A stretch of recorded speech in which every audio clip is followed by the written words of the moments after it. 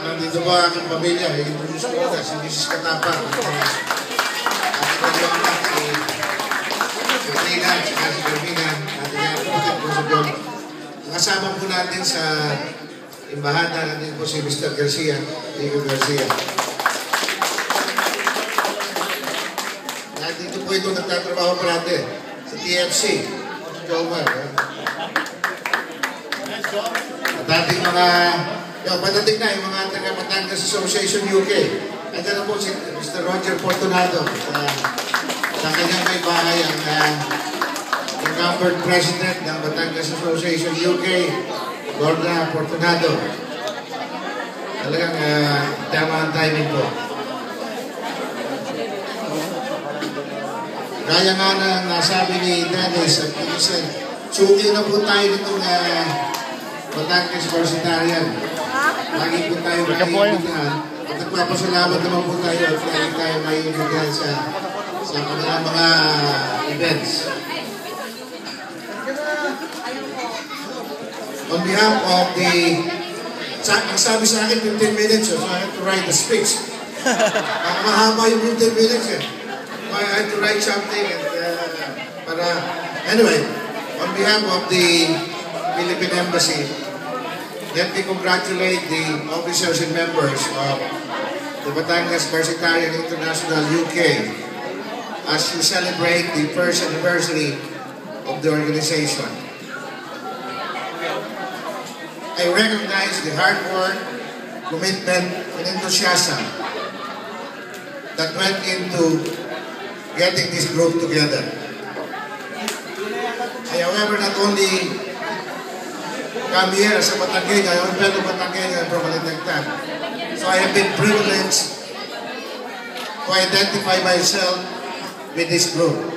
Not only because I am a Batangueño, but I happen to share the ideas which serve as the cornerstone of the Batangas Varsitarian International.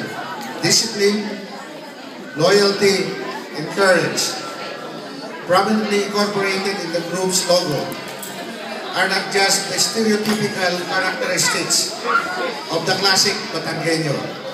Indeed, these are solid qualities and hallmarks of strength and character that any individual should strive for.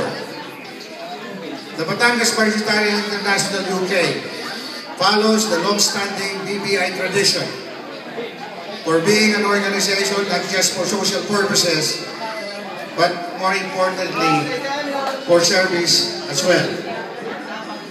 As you enter the second year, I am sure that you will continue to be guided by these ideals and continue to strengthen this idea and continue to contribute to the further strengthening of the Filipino expatriate community here in the UK, as well as in your support for the efforts to build up our communities back home. There is plenty that you can do to help in your government's continuing efforts in nation building. I cannot overemphasize the significant impact your remittances to and investment in the Philippines have in our economy. With over 10 million Filipinos living and working abroad, the numbers generated from this sector are such that has essentially buoyed us up during these critical periods when the world economy was on a major downturn. Last year, mind you, ladies and gentlemen, the remittances overseas from overseas, $20 billion. Palakpakan po natin.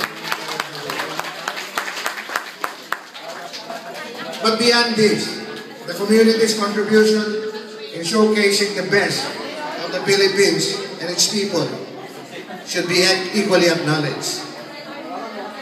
As you do well in your respective careers and undertakings abroad, you are in effect